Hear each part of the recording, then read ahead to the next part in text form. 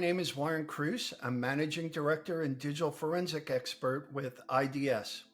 For over 30 years, I've helped organizations and government agencies uncover the truth in the most complex cyber investigations. I've been fortunate to serve as a court-appointed expert. I've testified as an expert for the SEC, and I've led forensic analysis in very large cases, including the billion-dollar intellectual property theft case I refer to as the ComTriad case. We'll talk about that in a little more detail in a minute, but for now, that ComTriad case earns the Case of the Year award from the High Tech Crime Investigative Association. Very proud of the work that we did with that case, and I'm going to tell you all about it in a couple minutes. I want to share with you a couple approaches that I've found over the last 30 years investigating intellectual property theft with forensic accuracy, because in these cases, it's not just about pleading your case, it's about the accuracy of the data and the analysis. The one thing you want to do is you want to start with forensically sound collection. I can't believe that after 30 years, I'm still telling people it's about the collection, but it really is. Still to this day, we wind up with cases where the data wasn't initially collected correctly or completely.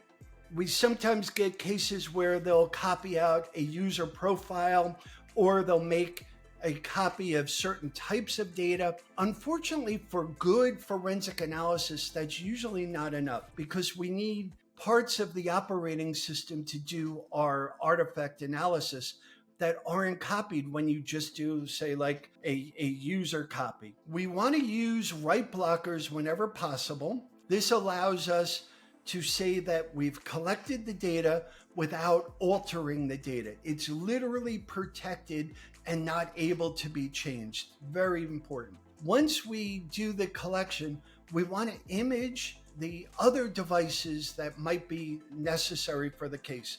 Sometimes we get fixated on just one device, but if there's other devices that the person was using, you want to be able to image all of them so that they're available when needed.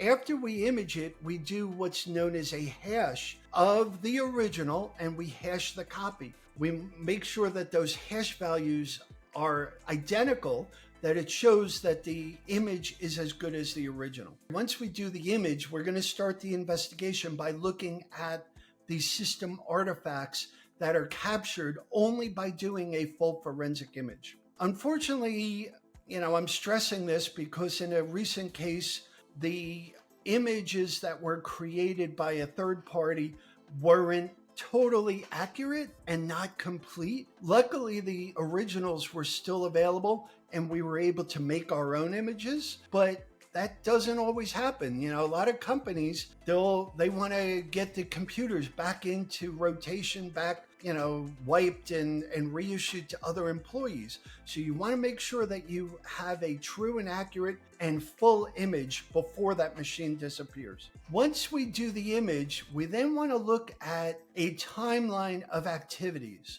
What did the person do on their last day of employment, the day before their last day of employment, their last week, etc. We also want to do what's known as artifact analysis. Did they connect a USB drive to their computer? Did they go to some cloud storage that your company doesn't use?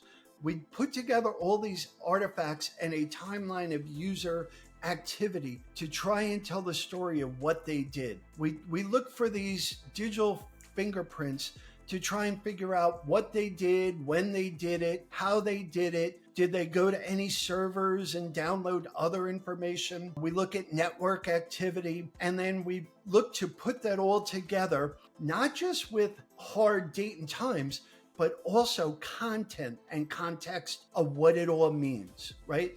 Did they send text messages?